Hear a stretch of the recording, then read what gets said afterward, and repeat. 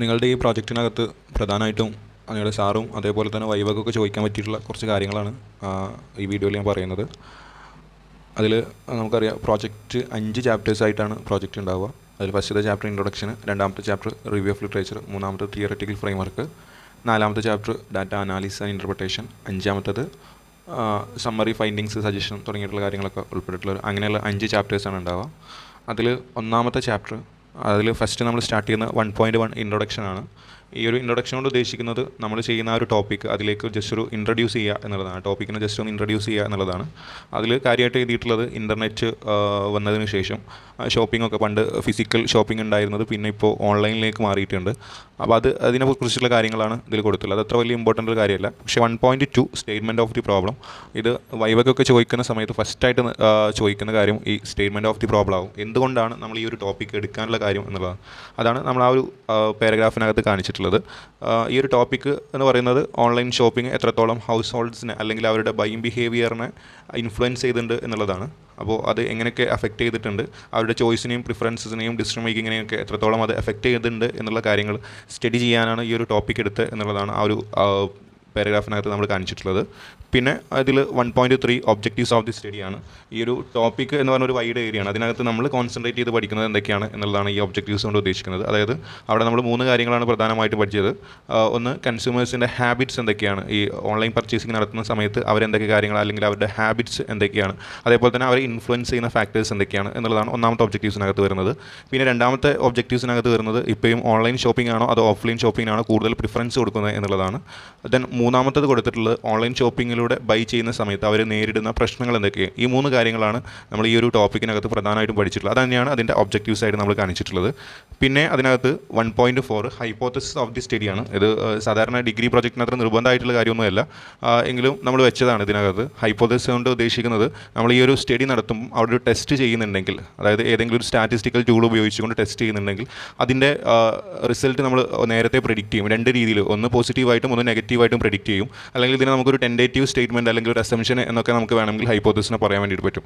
അതായത് ഇപ്പോൾ ഇവിടെ നമ്മൾ വെച്ചിട്ടുള്ളത് സാറ്റിസ്ഫാക്ഷനാണ്. സാറ്റിസ്ഫാക്ഷൻ്റെ കാര്യം ജെൻഡറിൽ, അതായത് മെയിലും ഫീമെയിലിൻ്റെയും സാറ്റിസ്ഫാക്ഷൻ സെയിം ആണ് എന്നുള്ളതാണ് ഒന്നാമത്തെ. അതിൽ ചേഞ്ചസ് ഒന്നുമില്ല എന്നുള്ളതാണ് ഒന്നാമത്തെ ഹൈപ്പോത്തസിസ് ആയിട്ട് വെച്ചത്. രണ്ടാമത്തെ വെച്ചിട്ടുള്ളത് അതിൻ്റെ നേരെ ഓപ്പോസിറ്റ് ആണ്. അത് രണ്ടും ഡിഫറൻ്റ് ആണ് എന്നുള്ള രീതിയിലാണ് വെച്ചിട്ടുള്ളത്. അപ്പോൾ നമ്മളിതൊരു സ്റ്റഡി നടത്തുന്ന സമയത്ത് അതിനകത്തൊരു സ്റ്റാറ്റിസ്റ്റിക്കൽ ടൂളൊക്കെ ഉപയോഗിച്ചുകൊണ്ട് നമ്മളത് പ്രൂവ് ചെയ്യണം. ഒന്നുകിൽ അത് ഡിഫറൻസ് ഉണ്ട് എന്ന് പറഞ്ഞുകൊണ്ട് അല്ലെങ്കിൽ ഇല്ല എന്ന് പറഞ്ഞുകൊണ്ട് പ്രൂവ് ചെയ്യണം. അത് നമ്മൾ ഈ ഒരു ചാപ്റ്റർ 4 ഏറ്റവും അവസാനം നമ്മൾ ചെയ്തിട്ടുണ്ട്. അത് ഞാൻ അവിടെ എത്തുന്ന സമയത്ത് ഞാനത് എക്സ്പ്ലെയിൻ ചെയ്യാം. അപ്പോൾ ഇവിടെ വന്നിട്ടുള്ളത് അവിടെ നമ്മൾ ഹൈപ്പോത്തസിസ് ആയിട്ട് വെച്ചിട്ടുള്ളത് ഈ കാര്യമാണ്. അത് ഒരു അസംഷനായിട്ട് നമ്മൾ നേരത്തെ സെറ്റ് ചെയ്ത് വെക്കുന്നതാണ്. പ്രൊജക്റ്റ് ചെയ്യുന്ന സമയത്ത് തന്നെ നമ്മൾ അത് സെറ്റ് ചെയ്ത് വെക്കുന്നതാണ്. അതിൻ്റെ റിസൾട്ട് നമുക്ക് 4th ചാപ്റ്ററിനകത്താണ് ഉണ്ടാവുക. ദെൻ പിന്നെ വരുന്നത് 1.5 scope and significance of the സ്റ്റഡിയാണ്. ഈ ഒരു സ്റ്റഡി ചെയ്തതുകൊണ്ട് പ്രത്യേകിച്ച് എന്താണ് ഉപകാരമുള്ളത് എന്നുള്ളത് അതിനെക്കുറിച്ചിട്ട് പരാമർശിക്കുന്ന ഒരു പാരഗ്രാഫാണ് ഈ scope and significance of the study എന്നുള്ളത്. ദെൻ പിന്നെ വരുന്നതാണ് 1.6 റിസർച്ച് മെത്തഡോളജി. റിസർച്ച് മെത്തഡോളജി എന്ന് പറഞ്ഞാൽ എല്ലാ റിസർച്ചിനകത്ത് നമുക്ക് കാണാൻ പറ്റുന്നതാണ് റിസർച്ച് മെത്തഡോളജി. അതായത് ഒരു റിസർച്ചിൻ്റെ ബ്ലൂ പ്രിൻ്റ് എന്നൊക്കെ വേണമെങ്കിൽ നമുക്ക് ഈ റിസർച്ച് മെത്തഡോളജിയെ കുറിച്ച് പറയാൻ പറ്റും. കാരണം ഒരു റിസർച്ച് എങ്ങനെയാണ് ചെയ്തത്, എവിടെയാണ് ചെയ്തത്, എത്ര ആളുകൾ ഉപയോഗിച്ചിട്ടാണ് നമ്മൾ ചെയ്തിട്ടുള്ളത്, എങ്ങനെയാണ് സാമ്പിളിംഗ് നടത്തിയത്, എന്തൊക്കെ ഡാറ്റാസാണ് ഉപയോഗിച്ചിട്ടുള്ളത് തുടങ്ങിയിട്ടുള്ള കാര്യങ്ങൾ, എല്ലാ കാര്യങ്ങളും ഉൾപ്പെടുന്ന ഒരു റിസർച്ചിൻ്റെ പ്ലാനിനെ വേണമെങ്കിൽ നമുക്ക് റിസർച്ച് മെത്തഡോളജി എന്ന് പറയാം.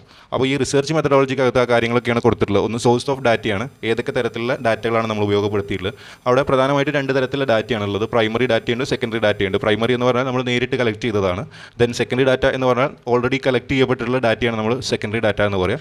ഈ നേരിട്ട് ഡാറ്റ കളക്ട് ചെയ്യാൻ വേണ്ടിയിട്ട് നമ്മൾ ഉപയോഗിച്ചിട്ടുള്ള ടൂൾ ക്വസ്റ്റനെയർ ആണ് നമ്മൾ ഉപയോഗിച്ചിട്ടുള്ളത്. അവിടെ ഞാൻ ഷെഡ്യൂൾ എന്നുള്ളൊരു ടേം കൂടി അവിടെ കൊടുത്തിട്ടുണ്ട്, താഴെ കാണാൻ വേണ്ടിയിട്ട് നമുക്ക് പറ്റും. ടൂൾസ് ഫോർ ഡാറ്റ കളക്ഷൻ എന്ന് പറഞ്ഞാൽ ക്വസ്റ്റനെയറും ഷെഡ്യൂളും കൊടുത്തിട്ടുണ്ട്. ഈ ക്വസ്റ്റനെയറും ഷെഡ്യൂളും ശരിക്കും ഒരു സെറ്റ് ഓഫ് ക്വസ്റ്റൻ, നിങ്ങൾ ഉണ്ടാക്കിയിട്ടുള്ള ക്വസ്റ്റനെയർ തന്നെയാണ് ഈ ക്വസ്റ്റനെയറും ഷെഡ്യൂളും എന്ന് പറയുന്നത്. ഈ ക്വസ്റ്റനെയറും ഷെഡ്യൂളും തമ്മിൽ ഡിഫറൻസ് എന്താണെന്ന് ചോദിച്ചു കഴിഞ്ഞാൽ ചിലപ്പോൾ അത് ചോദിക്കാനുള്ള സാധ്യതയുണ്ട്. അപ്പോൾ അങ്ങനെ ചോദിച്ചു കഴിഞ്ഞാൽ ക്വസ്റ്റനെയർ നമ്മളൊരാൾക്ക് അയച്ചു കൊടുത്ത് ആ ഒരു റെസ്പോണ്ടൻറ്റിനെ ഫില്ല് ചെയ്തിട്ട് നമുക്ക് തിരിച്ചയച്ചു തരികയാണെങ്കിൽ അതിന് നമുക്ക് ക്വസ്റ്റനെയർ എന്ന് പറയാം. അതേസമയത്ത് ഇനി നമ്മൾ ആരും എടുത്തെങ്കിലും പോയിട്ട് ഈ ക്വസ്റ്റനെയർ കൊണ്ടുപോയിട്ട് നമ്മൾ ഫില്ല് ചെയ്തിട്ട് നമ്മൾ തന്നെ അത് പിന്നെ സബ്മിറ്റ് ചെയ്യുകയാണെങ്കിൽ അതിനെയാണ് ഷെഡ്യൂൾ എന്ന് പറയുക. അതാണ് അതിൻ്റെ ഒരു ഡിഫറൻസ് വരുന്നത്. സത്യത്തിൽ രണ്ടും സെറ്റ് ഓഫ് ക്വസ്റ്റ്യൻസ് തന്നെയാണ്, പക്ഷേ അത് ഫില്ല് ചെയ്യുന്നത് ആരാണ് എന്നുള്ളതാണ് അവിടെ ഡിഫറൻസ് വരാനുള്ള ഒരു കാരണം. അത് റെസ്പോണ്ടൻറ്റ് ഫില്ല് ചെയ്യുകയാണെങ്കിൽ അത് ക്വസ്റ്റനെയറായി, അത് ഇൻ്റർവ്യൂവർ അല്ലെങ്കിൽ റിസർച്ചർ തന്നെ അത് ഫില്ല് ചെയ്യുകയാണെങ്കിൽ അത് ഷെഡ്യൂളായിട്ട് മാറും. അപ്പോൾ അത് ചോദിക്കാനുള്ള സാധ്യതയുണ്ട്. പിന്നെ സെക്കൻഡറി ഡാറ്റയാണ്. സെക്കൻഡറി ഡാറ്റ എന്ന് പറയുമ്പോൾ നമ്മൾ നേരത്തെ വേറെ ആരെങ്കിലും കളക്ട് ചെയ്ത് വെച്ചിട്ടുള്ള ഡാറ്റ നമ്മൾ ഉപയോഗിച്ചിട്ടുണ്ടെങ്കിൽ അതിനെയാണ് സെക്കൻഡറി ഡാറ്റ എന്ന് പറയുന്നത്. അതിന് വേണ്ടിയിട്ട് നമ്മൾ ഉപയോഗിച്ചിട്ടുള്ള ജേർണൽസ്, മാഗസിൻസ്, വെബ്സൈറ്റ്സ്, ന്യൂസ് പേപ്പറൊക്കെ ഉപയോഗിച്ചിട്ടുണ്ട് എന്ന് പറഞ്ഞിട്ട് ജസ്റ്റ് പോയിൻ്റ് ഔട്ട് ചെയ്തതാണ്. ദെൻ നെക്സ്റ്റ് റിസർച്ച് ഡിസൈനാണ്. റിസർച്ച് ഡിസൈൻ എന്ന് പറയുമ്പോൾ ഈ റിസർച്ച് മെത്തഡോളജീൻ്റെ ഒരു ഭാഗമായിട്ട് വരുന്നതാണ്. ഈ റിസർച്ചിൻ്റെ അകത്ത് വരുന്നിട്ടുള്ള ഏതൊക്കെ തരത്തിൽ ഈ റിസർച്ച് ഏത് തരത്തിലുള്ളത് ആണ് എന്നുള്ളത് അവിടെ നമ്മൾ കൊടുത്തിട്ടുള്ളത് ഡിസ്ക്രിപ്റ്റീവ് ആൻഡ് അനലറ്റിക്കൽ നേച്ചർ എന്നുള്ളത് എന്തായാലും ചോദിക്കാനുള്ള സാധ്യതയുള്ള ഒരു സാധനമാണ്. നമ്മൾ സാധാരണ ഹൈപ്പോത്തസിസ് വെച്ചിട്ടില്ല എന്നുണ്ടെങ്കിൽ അത് ഡിസ്ക്രിപ്റ്റീവ് നേച്ചർ മാത്രമായിട്ടാണ് നമ്മൾ കാണിക്കുക. കാരണം ഫാക്റ്റ് ഫൈൻഡ് ചെയ്യാനുള്ള തരത്തിലുള്ള റിസർച്ചുകളാണ് നമ്മൾ ഡിസ്ക്രിപ്റ്റീവ് റിസർച്ച് എന്ന് പറയുക. ഇവിടെ നമ്മൾ ഈ ഫാക്റ്റ് ഫൈൻഡ് ചെയ്യുന്നതിൻ്റെ കൂട്ടത്തിൽ തന്നെ നമ്മളവിടെ ഹൈപ്പോത്തസിസ് കൂടി യൂസ് ചെയ്യുന്നുണ്ട്. അതുകൊണ്ടാണ് അതിനെ descriptive and analytical in nature എന്ന് കൊടുക്കാനുള്ള കാര്യം. അപ്പോൾ അതുകൂടി നമ്മൾ ശ്രദ്ധിക്കുക. ബാക്കിയുള്ളവരുടെ പ്രോജക്റ്റിൽ ഹൈപ്പോത്തസിസ് യൂസ് ചെയ്യാത്ത ഡിസ്ക്രിപ്റ്റീവ് റിസർച്ച് എന്നായിരിക്കും അവർ കാണിച്ചിട്ടുണ്ടാവുക. അനലറ്റിക്കൽ ഇൻ നേച്ചർ എന്ന് കാണിക്കുന്നത് നമ്മളിവിടെ ഹൈപ്പോത്തസിസ് ഉപയോഗിച്ചത് കൊണ്ടാണ്. അനാലിസിസ് കൂടി നമ്മളിവിടെ ചെയ്യുന്നുണ്ട്. അതുകൊണ്ടാണ് അനലറ്റിക്കൽ ഇൻ നേച്ചർ എന്ന് കൂടി അതിനകത്ത് ആഡ് ചെയ്തിട്ടുള്ളത്. പിന്നെ സാമ്പിൾ ഡിസൈൻ എന്ന് പറയുന്നത് 82 ആളുകളെയാണ് നിങ്ങൾ സെലക്ട് ചെയ്തിട്ടുള്ളത്. നിലമ്പൂർ ഏരിയയിൽ വരുന്ന 82 ആളുകളെ സെലക്ട് ചെയ്തിട്ടുണ്ട്. നിങ്ങളുടെ ടോട്ടൽ പോപ്പുലേഷൻ എന്ന് പറഞ്ഞാൽ നിലമ്പൂർ ഏരിയയിൽ ഓൺലൈൻ ഷോപ്പിംഗ് ഉപയോഗിക്കുന്ന എല്ലാ ആളുകളും നിങ്ങളുടെ പോപ്പുലേഷനാണ്. അതിൽ നിന്ന് 82 ആളുകളെയാണ് നിങ്ങൾ സെലക്ട് ചെയ്തിട്ടുള്ളത്. അതിന് ഉപയോഗിച്ചിട്ടുള്ള സാമ്പിളിംഗ് ടെക്നിക്ക് എന്ന് പറയുന്നത് കൺവീനിയൻറ്റ് സാമ്പിളിംഗ് മെത്തേഡാണ്. കൺവീനിയൻറ്റ് സാമ്പിളിംഗ് കൊണ്ട് ഉദ്ദേശിച്ചിട്ടുള്ളത് നിങ്ങൾക്ക് എളുപ്പത്തിൽ നിങ്ങൾക്ക് ആക്സസ് ചെയ്യാൻ പറ്റുന്ന കൺവീനിയൻ്റ് ആയിട്ടുള്ള ആളുകളുടെ അടുത്ത് പോയിട്ട് നിങ്ങൾ ഡാറ്റ കളക്ട് ചെയ്തിട്ട് അതുകൊണ്ടാണ് കൺവീനിയൻറ്റ് സാമ്പിളിംഗ് മെത്തേഡ് എന്ന് പറയുന്നത്. ഇവിടെ നിങ്ങൾ റിസർച്ച് പഠിക്കാത്തതുകൊണ്ടാണ്. റിസർച്ചിനകത്ത് അങ്ങനെ ഒരു സംഭവമുണ്ട്. ഈ സാമ്പിൾ സെലക്ട് ചെയ്യാൻ അവിടെ 2 ടെക്നിക്സ് ആണുള്ളത്. പ്രധാനമായിട്ടും റാൻഡം സാമ്പിളിങ്ങും നോൺ റാൻഡം സാമ്പിളിംഗ് ടെക്നിക്സ് ഉണ്ട്.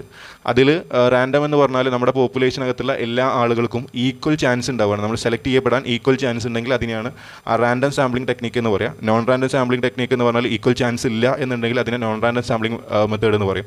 ഇതിൽ നമ്മൾ എടുത്തിട്ടുള്ളത് കൺവീനിയൻറ്റ് സാമ്പിളിംഗ് ആണ്. അതായത് നമ്മളെടുത്ത് പിന്നെ ഒരു നോൺ റാൻഡം സാമ്പിളിംഗ് ആണ്. കാരണം നമുക്ക് അടുത്തുള്ള ആളുകൾ മാത്രമാണ് എന്ത് ചെയ്തിട്ടുള്ളത് ഡാറ്റ കളക്ഷന് വേണ്ടിയിട്ട് ഉപയോഗപ്പെടുത്തിയിട്ടുള്ളത്. അതുകൊണ്ട് തന്നെ ഈ കൺവീനിയൻറ്റ് സാമ്പിളിംഗ് എന്ന് പറഞ്ഞാൽ ഒരു നോൺ റാൻഡം സാമ്പിളിംഗ് മെത്തേഡായിട്ടാണ് നമ്മളവിടെ കാണിക്കുന്നത്. പിന്നെ അതേപോലെ തന്നെ സാമ്പിൾ സൈസ് 82 ആണ്. മുകളിൽ നമ്മൾ മെൻഷൻ ചെയ്തതാണ്. പിന്നെ നമ്മൾ ഉപയോഗിച്ചിട്ടുള്ള tools and techniques data collect ചെയ്യാൻ ക്വസ്റ്റനെയറും ഷെഡ്യൂളും യൂസ് ചെയ്തിട്ടുണ്ട്. അതേപോലെ തന്നെ ഡാറ്റ അനാലിസിസിന് വേണ്ടിയിട്ട് റാങ്ക്, പെർസെൻറ്റേജ്, വെയ്റ്റഡ് ആവറേജ്, പിന്നെ അതിലൊരു കൈ സ്ക്വയർ നമ്മൾ യൂസ് ചെയ്തിട്ടുണ്ട്. ഈ കൈ സ്ക്വയർ എന്ന് പറഞ്ഞാൽ നമ്മൾ ആ ഒരു ഹൈപ്പോത്തസിസ് ടെസ്റ്റ് ചെയ്യാൻ വേണ്ടിയിട്ട് ഹൈപ്പോത്തസിലെ ആ ഒരു പിന്നെ 2 ഹൈപ്പോത്തസികളാണ് ഉണ്ടായിരുന്നത്. H0, H1 എന്ന് പറഞ്ഞിട്ട് നമ്മൾ 1.4 കാണിച്ചത്. ഈ 1.4-നകത്ത് H0, H1. ഈ H0 എന്ന് പറഞ്ഞാൽ നൾ ഹൈപ്പോത്തസിസ് എന്നാണ് അതിനെ പറയുക. H1 എന്ന് പറഞ്ഞാൽ ആൾട്ടർനേറ്റീവ് ഹൈപ്പോത്തസിസ് എന്നാണ് പറയുക. അപ്പോൾ ഈ നൾ ഹൈപ്പോത്തസിസ് ആണോ ആൾട്ടർനേറ്റീവ് ഹൈപ്പോത്തസിസ് ആണോ നമ്മളവിടെ ആക്സെപ്റ്റ് ചെയ്യുന്നത് എന്ന് നോക്കാൻ വേണ്ടിയിട്ട് നമ്മൾ യൂസ് ചെയ്തിട്ടുള്ള ആ ഒരു സ്റ്റാറ്റിസ്റ്റിക്കൽ ടെക്നിക്ക് അല്ലെങ്കിൽ ആ ഒരു സ്റ്റാറ്റിസ്റ്റിക്കൽ ടൂളാണ് അവിടെ കൈ സ്ക്വയർ എന്ന് പറഞ്ഞിട്ട് നമ്മളവിടെ കാണിച്ചിട്ടുള്ളത്. പിന്നെ ഈ ഡാറ്റ പ്രസൻറ്റ് ചെയ്യാൻ നമ്മൾ പ്രധാനമായിട്ട് യൂസ് ചെയ്ത് ടേബിൾ യൂസ് ചെയ്തിട്ടുണ്ട്, ഗ്രാഫ് യൂസ് ചെയ്തിട്ടുണ്ട്. അതേപോലെ തന്നെ ഡയഗ്രംസ്, പൈ ഡയഗ്രാം പോലെയുള്ള ഡയഗ്രംസ് നമ്മൾ യൂസ് ചെയ്തിട്ടുണ്ട്. ഇതൊക്കെയാണ് ടൂൾസ് നമ്മൾ യൂസ് ചെയ്തിട്ടുള്ളത്. പിന്നെ ഏരിയ ഓഫ് ദി സ്റ്റഡി എന്ന് പറഞ്ഞാൽ നിലമ്പൂർ ഏരിയയിലാണ് നമ്മൾ പ്രധാനമായിട്ടും സ്റ്റഡി നടത്തിയിട്ടുള്ളത്. പിന്നെ പീരീഡ് ഓഫ് സ്റ്റഡി എന്ന് പറഞ്ഞാൽ സാധാരണ UG-ക്കായാലും PG-ക്കായാലും 21 days ആണ് യൂണിവേഴ്സിറ്റി അനുവദിക്കുന്ന ദിവസം. സോ നമ്മൾ ആ ഒരു 21 days ജനുവരി 1 മുതൽ ജനുവരി 21 വരെ എന്നുള്ളത് കാണിച്ചിട്ടുണ്ട്.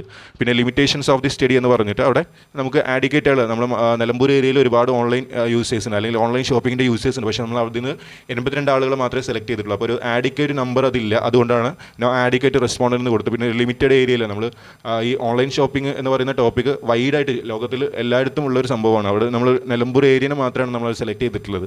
അപ്പോൾ അതൊരു ലിമിറ്റഡ് ഏരിയയാണ്. അതേപോലെ തന്നെ നമുക്ക് കിട്ടിയിട്ടുള്ള ടൈം വളരെ ചുരുങ്ങിയ സമയമാണ്. അതേപോലെ തന്നെ ഒരു ഡിസ്ട്രിക്റ്റിലേക്ക് മാത്രം ഒതുങ്ങിയിട്ടുണ്ട്. ഇങ്ങനെയുള്ള ലിമിറ്റേഷൻസാണ് നമ്മളത് കൊടുത്തിട്ടുള്ളത്. പിന്നെ ചാപ്റ്റർ പ്ലാൻ എന്ന് പറഞ്ഞാൽ നമ്മൾ ഈ ഒരു പ്രോജക്റ്റിൻ്റെ 5 ചാപ്റ്ററായിട്ട് നമ്മൾ കൊടുത്തു എന്ന് പറഞ്ഞു. ഈ 5 ചാപ്റ്ററിൽ എന്തൊക്കെ കാര്യങ്ങളാണ് ഉൾപ്പെട്ടിട്ടുള്ളത്. ചാപ്റ്റർ 1 ഇന്ന കാര്യങ്ങളൊക്കെയാണ്. ചാപ്റ്റർ 2 റിവ്യൂ ഓഫ് ലിറ്ററേച്ചറാണ്. ചാപ്റ്റർ 3 തിയററ്റിക്കൽ ഫ്രെയിംവർക്കാണ്. 4 ഡാറ്റ അനാലിസിസ് ഇൻ്റർപ്രിറ്റേഷൻ. ഇത് നമ്മൾ ചാപ്റ്റർ ഉണ്ടാക്കുന്നതിന് മുമ്പ് തന്നെ ഒരു പ്ലാൻ നമ്മൾ ക്രിയേറ്റ് ചെയ്ത് വെക്കുകയാണ്. അതിനെയാണ് ചാപ്റ്റർ പ്ലാൻ എന്ന് പറയുക. ഇത്രയാണ് 1ാമത്തെ ചാപ്റ്ററിനകത്ത് വരുന്നത്. അതുപോലെ ഇതിൻ്റെ 2ാമത്തെ ചാപ്റ്റർ വരുന്നത് റിവ്യൂ ഓഫ് ലിറ്ററേച്ചറാണ്. റിവ്യൂ ഓഫ് ലിറ്ററേച്ചർ എന്ന് പറഞ്ഞാൽ നമ്മൾ നേരത്തെ ചെയ്തിട്ടുള്ള അല്ലെങ്കിൽ നമ്മൾ ചെയ്യുന്ന ആ ഒരു പ്രൊജക്റ്റ് ടോപ്പിക്കുമായിട്ട് ബന്ധപ്പെട്ടുകൊണ്ട് അല്ലെങ്കിൽ അതിൻ്റെ ഏരിയയിൽ നേരത്തെ ചെയ്തു വെച്ചിട്ടുള്ള പ്രൊജക്റ്റുകൾ അല്ലെങ്കിൽ റിസർച്ച് വർക്കുകൾ അതിനെ നമ്മൾ ചുരുക്കി എഴുതുന്ന ആ രൂപത്തെയാണ് നമ്മൾ റിവ്യൂ ഓഫ് ലിറ്ററേച്ചർ എന്ന് പറയാം. അപ്പോൾ നമ്മൾ ചെയ്ത അതേ ടോപ്പിക്ക് എന്നല്ല അതിൻ്റെ മീനിങ്.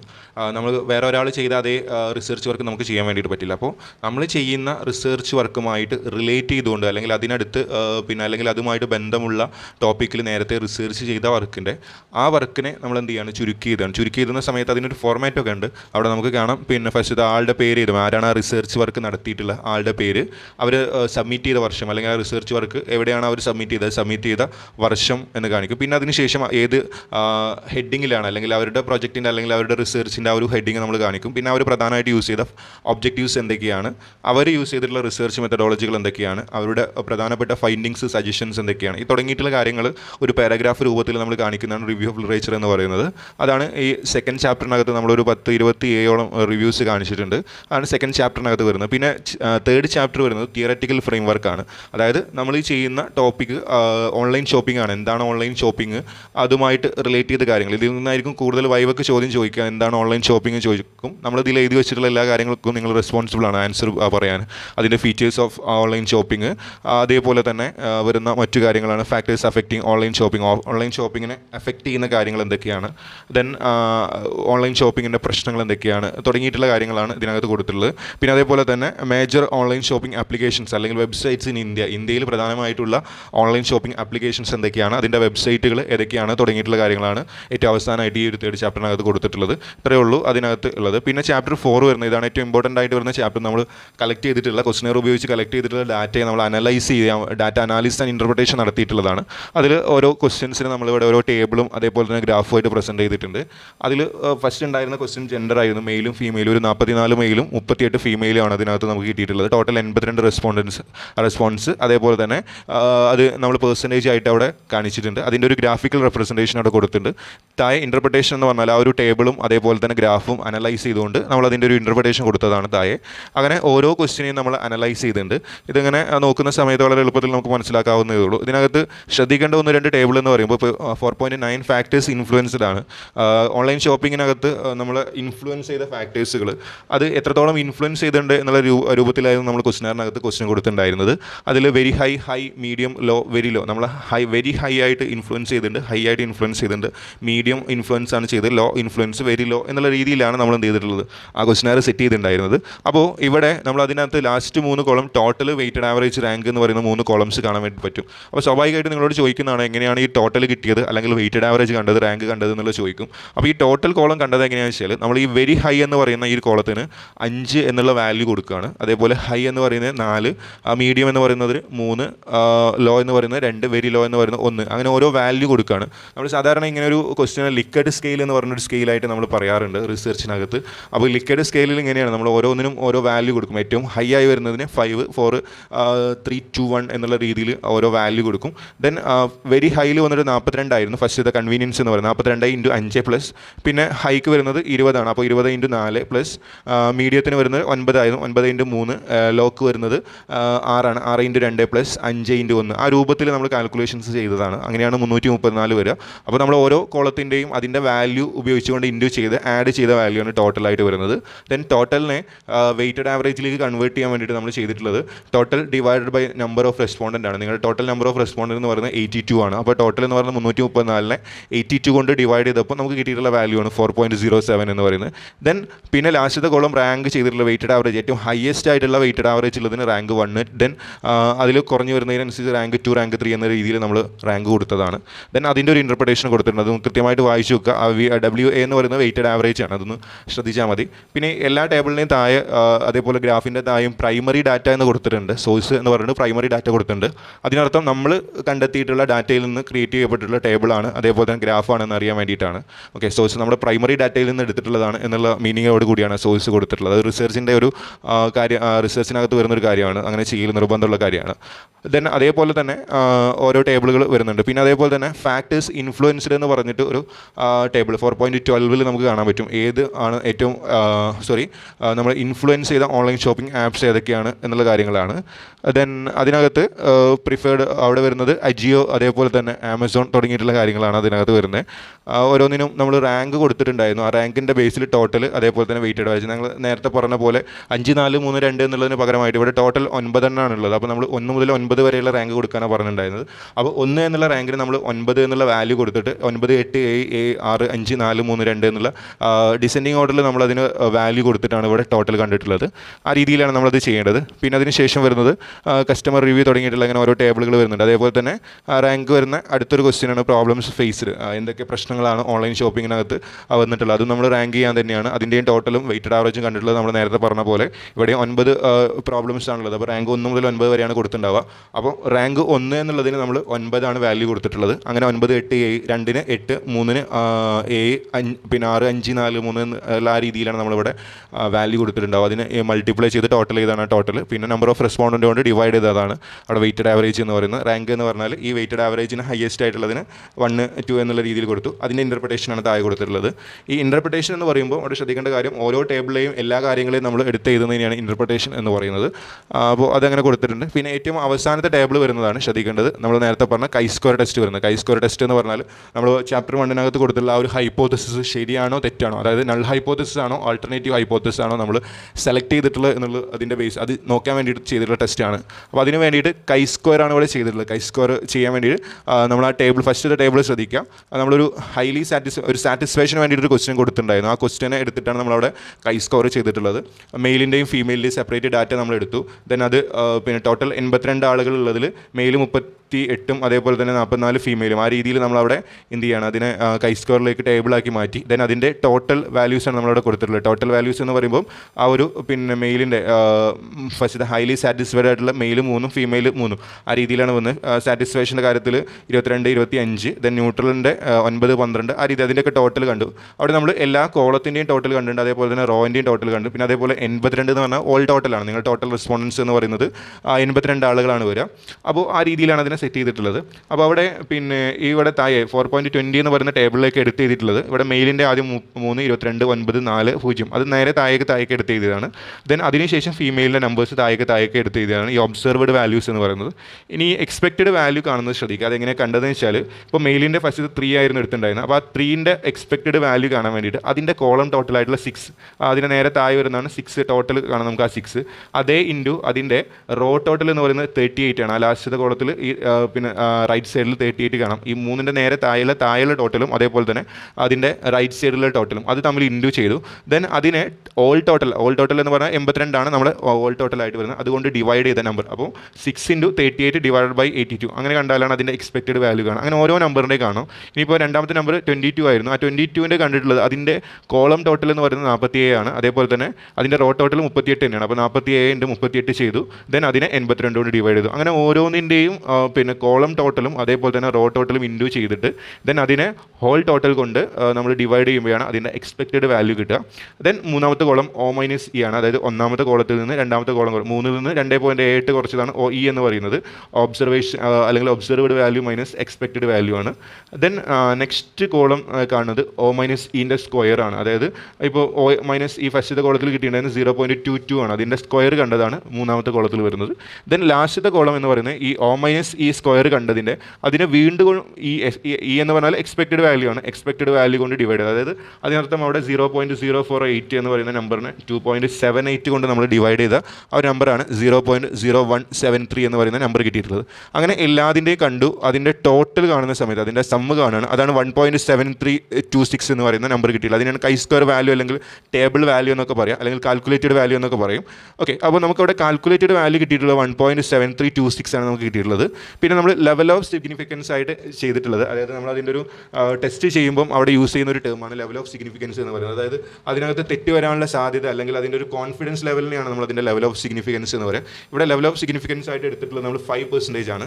അതിനർത്ഥം 5% തെറ്റ് വരാനും ബാക്കി 95% നമുക്ക് കോൺഫിഡൻ്റ് ആണ് ഈ ഒരു റിസൾട്ടിൽ എന്നുള്ളതാണ് അതിൻ്റെ മീനിങ് വരുന്നത്. അപ്പോൾ ലെവൽ ഓഫ് സിഗ്നിഫിക്കൻസ് നമ്മൾ എടുത്തിട്ടുള്ള 5% ആണ്. സാധാരണ നമ്മൾ ഈ ആർട്സ് വിഷയങ്ങളിലൊക്കെ റിസർച്ച് ചെയ്യുന്നവർ ലെവൽ ഓഫ് സിഗ്നിഫിക്കൻസ് ആയിട്ട് 5% ആണ് എടുക്കുക. അതേസമയത്ത് സയൻസ് വിഷയങ്ങൾ കുറച്ചും കൂടി ഇമ്പോർട്ടൻ്റ് ആയിട്ടുള്ളതാണ്. അവരുടെ റിസൾട്ട് തെറ്റിക്കഴിഞ്ഞാൽ അത് പിന്നെ ഭയങ്കര പ്രത്യാഘാതങ്ങൾ ഉണ്ടാക്കുന്ന സംഭവമായതുകൊണ്ട് തന്നെ അവരുടെ ലെവൽ ഓഫ് സിഗ്നിഫിക്കൻസ് സാധാരണ 1% ഒക്കെയാണ് വരിക. ബാക്കി 99% കോൺഫിഡൻസ് ലെവൽ എന്നുള്ള രീതിയിലാണ് വരിക.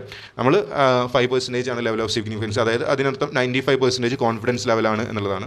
പിന്നെ ഡിഗ്രി ഓഫ് ഫ്രീഡം എന്ന് പറഞ്ഞാൽ നമ്മളൊരു ടേബിൾ വാല്യൂ കാണണം. കൈ സ്കോറിൻ്റെ ടേബിൾ വാല്യൂ ഉണ്ട്, നമുക്ക് നെറ്റിലൊക്കെ സെർച്ച് ചെയ്താൽ കാണാൻ വേണ്ടിയിട്ട് പറ്റും.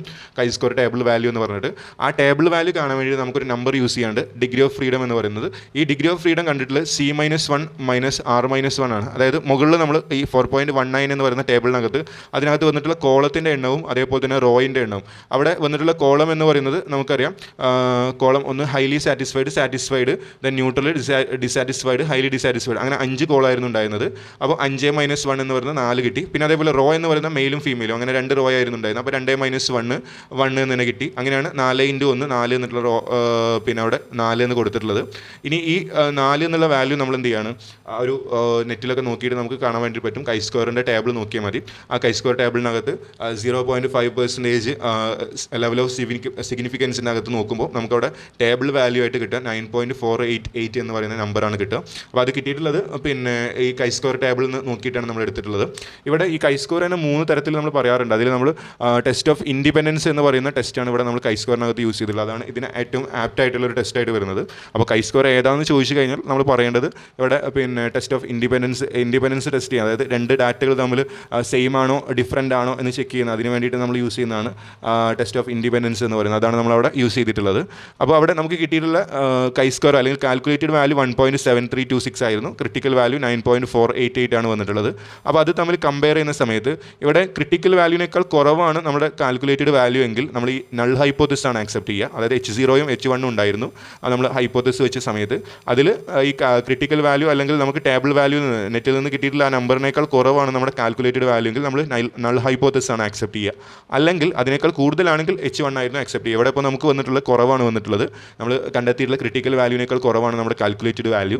അപ്പോൾ അതുകൊണ്ട് തന്നെ നമ്മളിവിടെ നൾ ഹൈപ്പോത്തിസ് ആണ് ആക്സെപ്റ്റ് ചെയ്യുന്നത്. സോ നമ്മുടെ റിസൾട്ട് എന്ന് പറയുന്നത് there is no significant difference between എന്ന് പറയുന്ന ആ ഒരു നമ്മൾ ഫസ്റ്റ് കൊടുത്ത H0 significant difference in the satisfaction level of households in delivery services while purchasing through online based on gender. അപ്പോൾ അതായത് ജെൻഡർ മാറുന്നതിനനുസരിച്ച് അവിടെ പ്രത്യേകിച്ച് മാറ്റമൊന്നും സാറ്റിസ്ഫാക്ഷനകത്ത് വരുന്നില്ല എന്നുള്ളതാണ് നമുക്ക് അവിടെ അതിൻ്റെ റിസൾട്ട് കിട്ടിയിട്ടുള്ളത്. ഇനി ഇവിടെ ക്രിട്ടിക്കൽ വാല്യൂവിനേക്കാൾ കൂടുതലാണ് നമ്മുടെ കാൽക്കുലേറ്റഡ് വാല്യൂ കിട്ടുന്നത്, അങ്ങനെയായിരുന്നു വന്നിരുന്നെങ്കിൽ നമുക്കവിടെ മാറ്റം ഉണ്ട് എന്ന് പറയായിരുന്നു. പക്ഷേ ഇവിടെ അങ്ങനെ ഒരു മാറ്റമൊന്നും ഇതിനകത്ത് നമ്മൾ ടെസ്റ്റ് ചെയ്ത സമയത്ത് നമുക്ക് കിട്ടിയിട്ടില്ല.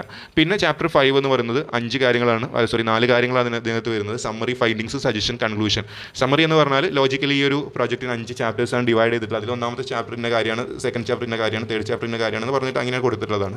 നമ്മൾ ചാപ്റ്റർ 1 അവിടെ 1.10 ആയിട്ട് ചാപ്റ്റർ പ്ലാൻ എന്ന് പറഞ്ഞിട്ടൊരു കാര്യം കൊടുത്തിട്ടുണ്ടായിരുന്നു. അതിൻ്റെ ഒരു പാസ്റ്റ് ടെൻസ് ആണ് ഇവിടെ നമ്മൾ സമ്മറി ആയിട്ട് കൊടുത്തിട്ടുള്ളത്. അവിടെ നമ്മൾ പ്ലാൻ ആയിരുന്നു നേരത്തെ ക്രിയേറ്റ് ചെയ്ത് വെച്ചായിരുന്നു. ഇവിടെ അത് ചെയ്തിട്ടുണ്ട്. ഓരോ ചാപ്റ്ററിൽ ഇന്ന കാര്യങ്ങളൊക്കെയാണ് ഉൾപ്പെടുത്തിയിട്ടുള്ളതെന്ന് പറഞ്ഞിട്ട് അതിനെ പാസ്റ്റ് രൂപത്തിൽ നമ്മൾ പറയുകയാണെങ്കിൽ അതിനെയാണ് സമ്മറി എന്ന് പറയുന്നത്. പിന്നെ നമ്മൾ ഈ ഫൈൻഡിങ്സ് എന്ന് പറയുന്നത് ഫസ്റ്റ് ഫൈൻഡിങ്സ് ആയിട്ട് കൊടുത്തത് നമ്മൾ ആ ടെസ്റ്റിൻ്റെ തന്നെയാണ്. There is no significant difference എന്ന് പറയുന്ന ഹൈപ്പോത്തിസ് തന്നെയാണ് കൊടുത്തിട്ടുള്ളത്. ഹൈപ്പോത്തിസ് തന്നെയാണ് കൊടുത്തിട്ടുള്ളത് നമ്മുടെ ഒന്നാമത്തെ ഫൈൻഡിങ്സ് ആയിട്ട്. പിന്നെ ബാക്കി ഫൈൻഡിങ്സ് എന്ന് പറയുന്നത് നമ്മളവിടെ 4.1 തൊട്ട് അതായത് 4ാമത്തെ ചാപ്റ്ററിൽ ഓരോ ടേബിളിനെയും നമ്മൾ അനലൈസ് ചെയ്ത് ഇൻ്റർപ്രറ്റ് ചെയ്തിട്ടുണ്ടായിരുന്നു. ആ ഇൻ്റർപ്രറ്റ് ചെയ്തതിനെ ചുരുക്കിയത് ഫൈൻഡിങ്സ് രൂപത്തിലേക്ക് മാറ്റിയതാണ് നമ്മൾ ഓരോ ഫൈൻഡിങ്സ് ആയിട്ട് അവിടെ കാണുന്നത്. അതായത് ജെൻഡറിൽ ഏറ്റവും 82 ആളുകളാണ് റെസ്പോണ്ടൻ്റ് ഉണ്ടായിരുന്നത്. അതിൽ കൂടുതൽ ആളുകൾ മെയിലാണ്, പിന്നെ കുറവ് ആളുകൾ ഫീമെയിലാണെന്നുള്ള രൂപത്തിലൊക്കെ നമ്മൾ എന്ത് ചെയ്താണ് ഇൻ്റർപ്രറ്റ് ചെയ്തതാണ് ഇതിനകത്ത് കാണാൻ വേണ്ടിയിട്ട് പറ്റുന്നത്. പിന്നെ ഏജിൻ്റെ കാര്യത്തിൽ അതേപോലെ പിന്നെ വരുന്നത് എഡ്യൂക്കേഷണൽ ക്വാളിഫിക്കേഷൻ ഓരോന്നിൻ്റെയും ഫൈൻഡിങ്സ് ചെയ്തതാണ്. ദെൻ ഫൈൻഡിങ്സ് കഴിഞ്ഞാൽ ഈ ഫൈൻഡിങ്സിൻ്റെ ബേസിൽ കൊടുത്തുള്ള കുറച്ച് സജഷൻസ് ആണ്. സെക്യൂരിറ്റി എൻഹാൻസ്മെൻറ്റ് മെഷേഴ്സ്, അതായത് നമ്മൾ ഫൈൻഡിങ്സിൽ നമ്മൾ പ്രശ്നങ്ങൾ കണ്ടെത്തിയ സമയത്ത് സെക്യൂരിറ്റി പ്രശ്നമൊക്കെ നമ്മൾ അതിനകത്ത് മെൻഷൻ ചെയ്തിട്ടുണ്ടായിരുന്നു. അതേപോലെ തന്നെ ജെൻഡറിൻ്റെ കാര്യത്തിൽ ഫീമെയിൽ കുറവാണ് എന്ന് തുടങ്ങിയിട്ടുള്ള കാര്യം. പിന്നെ അതേപോലെ ഏജിൻ്റെ കാര്യത്തിൽ 60% എബോവ് അതിനകത്ത് നമുക്ക് റെസ്പോണ്ടൻസ് തന്നെ തീരെ ഇല്ലായിരുന്നു. അപ്പോൾ അങ്ങനെയുള്ള കാര്യങ്ങളൊക്കെ വെച്ചിട്ട് നമ്മൾ സജഷൻസ് കൊടുത്തതാണ്. ഇവിടെ ഒരു 10ഓളം സജഷൻസ് അവിടെ കൊടുത്തിട്ടുണ്ട്. പിന്നെ അതിനകത്ത് കൺക്ലൂഷൻ, ഈ ഇത്രയും മുകളിൽ പറഞ്ഞിട്ടുള്ള എല്ലാ കാര്യങ്ങളെയും കൺക്ലൂഡ് ചെയ്തുകൊണ്ട് എഴുതിയിട്ടുള്ള ഒരു പാരഗ്രാഫാണ് കൺക്ലൂഷൻ എന്ന് പറയുന്നത് അവിടെ കൊടുത്തുള്ളത്. പിന്നെ ഇതിനകത്ത് പ്രൊജക്റ്റിലേക്ക് അവസാനം വരുന്നതാണ് ബിബ്ലിയോഗ്രഫിയും അപ്പൻഡിസിസും. ബിബ്ലിയോഗ്രഫി എന്ന് പറഞ്ഞാൽ നമ്മൾ ഈ ഒരു പ്രൊജക്റ്റിലേക്ക് ആവശ്യമായിട്ട് അവിടെ നിന്ന് ഇവിടെ നിന്നൊക്കെ ഡാറ്റ കളക്ട് ചെയ്തതാണ്, അല്ലെങ്കിൽ സെക്കൻഡറി ഡാറ്റ ആയിട്ട് യൂസ് ചെയ്തിട്ടുണ്ട്. ഈ സെക്കൻഡറി ഡാറ്റ എവിടെ നിന്നൊക്കെയാണ് എടുത്തിട്ടുള്ളത് എന്ന്, അല്ലെങ്കിൽ നമ്മൾ എവിടെ നിന്നൊക്കെയാണ് കോപ്പി ചെയ്തിട്ടുള്ളതെന്ന് കാണിക്കാനുള്ള ഒരു ഏരിയയാണ്. അതിനകത്ത് നമ്മൾ പ്രധാനമായിട്ടും ബുക്സുകൾ നോക്കിയിട്ടുള്ളത് ഒരു 2 തരം പുസ്തകമാണ്. ഒന്ന് റിസർച്ച് മെത്തഡോളജിയുടെ ബുക്കും, നിങ്ങൾ റിസർച്ച് പഠിക്കാത്തതുകൊണ്ട് തന്നെ റിസർച്ച് മെത്തഡോളജി നിങ്ങൾ എന്തായാലും റെഫർ ചെയ്യേണ്ടി വരും എന്നുള്ള രീതിയിലാണ് ഞാനൊരു 3 റിസർച്ചിൻ്റെ ബുക്കും. അതേപോലെ തന്നെ നമ്മളവിടെ ടെസ്റ്റ് യൂസ് ചെയ്തിട്ടുണ്ട്, കൈ സ്കോർ. അപ്പോൾ ഈ കൈ സ്കോർ എവിടെ നിന്നാണ് നോക്കിയെന്ന് ചോദിച്ചു കഴിഞ്ഞാൽ നമ്മൾ ക്വാണ്ടിറ്റേറ്റീവ് ടെക്നിക്ക് എന്ന് പറയുന്ന ടെക്സ്റ്റ് ബുക്കിൽ നിന്നാണ് നോക്കുക. അപ്പോൾ അതിൻ്റെ ഒരു 3 പുസ്തകങ്ങളും ആണ് ഞാനവിടെ റെഫറൻസ് ആയിട്ട് ബുക്സിൻ്റെ കാര്യത്തിൽ വെച്ചിട്ടുള്ളത്. അതേപോലെ തന്നെ വെബ്സൈറ്റ് ആയിട്ട് വെച്ചിട്ടുള്ളത് ഈ ഓൺലൈൻ ഷോപ്പിംഗ് ആപ്സുകളുടെ അല്ലെങ്കിൽ അങ്ങനെയുള്ള വെബ്സൈറ്റുകളാണ്, അതുമായിട്ട് റിലേറ്റ് ചെയ്ത് വരുന്ന വെബ്സൈറ്റുകളാണ് കൊടുത്തത്. പിന്നെ ഈ റെഫറൻസ് എന്ന് പറയുന്നത് നമ്മൾ സെക്കൻഡ് ചാപ്റ്ററിനകത്ത് ഒരുപാട് ജേണൽ റെഫർ ചെയ്തിട്ട് അവിടെ റിവ്യൂ ഓഫ് ലിറ്ററേച്ചർ കൊടുത്തിട്ടുണ്ടായിരുന്നു. അപ്പോൾ ആ റിവ്യൂവിൻ്റെ അതിൻ്റെ റെഫറൻസുകൾ, അത് ഏതൊക്കെ ജേണലിൽ നിന്നാണ് നമ്മൾ എടുത്തിട്ടുള്ളത് എന്നൊക്കെ തുടങ്ങിയിട്ടുള്ള കാര്യങ്ങളാണ്. അത് ഇൻകംപ്ലീറ്റ് ആണ് ശരിക്കും, അത് എന്നാലും അത് മതിയാവും, റെഫറൻസ് അത് മതി. ദെൻ പിന്നെ അപ്പൻഡിസസ് എന്ന് പറഞ്ഞിട്ട് നമ്മൾ അതിന് കൊടുത്തിട്ടുള്ളത് ക്വസ്റ്റനെയറാണ്. നിങ്ങൾ യൂസ് ചെയ്ത ക്വസ്റ്റനെയർ അത് ആ ഒരു ചാപ്റ്ററിനകത്ത് ഉൾപ്പെടുത്തിയതാണ്. ഇത്രയും കാര്യങ്ങളാണ് ഒരു റിസർച്ച് വർക്കിനകത്ത് പ്രധാനമായിട്ടും വരുന്നത്. ഈ കാര്യങ്ങളൊക്കെ തന്നെയായിരിക്കും നിങ്ങളുടെ വൈവക്കും ചോദിക്കുന്നുണ്ടാവും. ആ കാര്യങ്ങളൊക്കെ ഒന്ന് ശ്രദ്ധിച്ചു കഴിഞ്ഞാൽ തന്നെ നല്ല രീതിയിൽ നിങ്ങൾക്ക് അതിനെ റെസ്പോണ്ട് ചെയ്യാൻ വേണ്ടിയിട്ട് പറ്റും. ഓക്കെ.